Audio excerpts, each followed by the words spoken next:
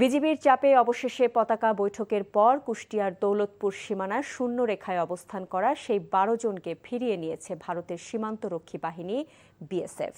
সোমবার বেলা 11:30টার দিকে পতাকা বৈঠক অনুষ্ঠিত হয়। বিজিবির পক্ষে নেতৃত্ব দেন ৪৭ বিজিবি ব্যাটালিয়নের সহকারী পরিচালক নুরুল হুদা। বিএসএফের পক্ষে নেতৃত্ব দেন রানীনগর বিএসএফ ক্যাম্পের এপি সুনীল কুমার যাদব।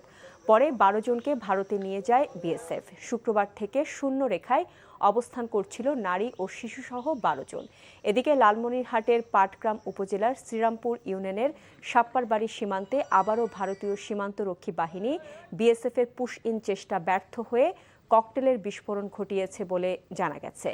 বিজিবি জানিয়েছে, গতরাত 10টার দিকে বিএসএফের একটি টহল দল ওই সীমান্ত দিয়ে সার্চ লাইট বন্ধ করে ৩ জনকে বাংলাদেশে পুশ ইনের চেষ্টা করে। বিষয়টি টের পেয়ে স্থানীয়রা চিৎকার শুরু করলে বিএসএফ দুটি ককটেল বিস্ফোরণ ঘটায়। পরে খবর পেয়ে বিজিবি সদস্যরা ওই সীমান্তে উপস্থিত হলে বিএসএফ পুশ ইনের জন্য কাঁটাতারের বেড়ার গেটের কাছে নিয়ে আসা লোকজনকে ভারতের অভ্যন্তরে নিয়ে যায়।